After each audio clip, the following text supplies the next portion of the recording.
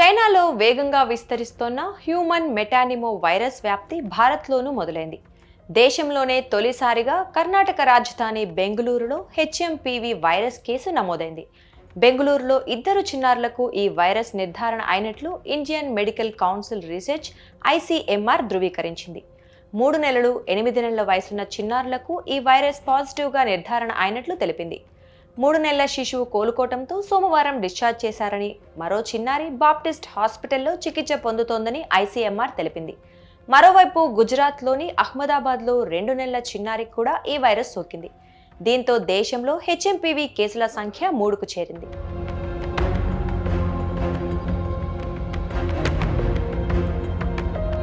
బెంగళూరులోని చిన్నారులిద్దరిని routine checkup కోసం ఆసుపత్రికి తీసుకువచ్చారని, వారికి కొన్ని పరీక్షలు చేయగా అందులో ఈ వైరస్ పాజిటివ్ వచ్చిందని కర్ణాటక ఆరోగ్య శాఖ తెలిపింది. చిన్నారులు, వారి కుటుంబ సభ్యులకు ఎటువంటి ఫారెన్ ట్రావెల్ హిస్టరీ లేదని అధికార వర్గాలు పేర్కొన్నాయి.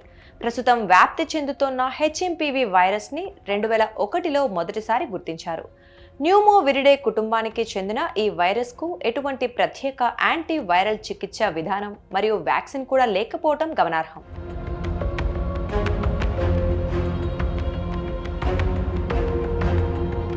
చైనాతో పాటు హాంకాంగ్, మలేషియా దేశాల్లో హెచ్ఎంపీవీ వైరస్ వ్యాప్తి ప్రపంచాన్ని ఆందోళనకు గురిచేస్తోంది.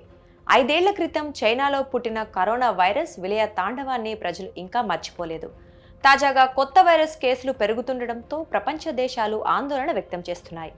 ఈ వైరస్ 14 ఏళ్లలోపు పిల్లలపై ఎక్కువగా ప్రభావం చూపుతోంది. అయితే శ్వాసకోశ సంబంధిత ఇన్ఫెక్షన్లో ఇది సాధారణమైన వైరస్ అని, జలుబు, ఫ్లూ వంటి లక్షణాలు మాత్రమే కలిగి ఉంటుందని వైద్య నిపుణులు అంటున్నారు.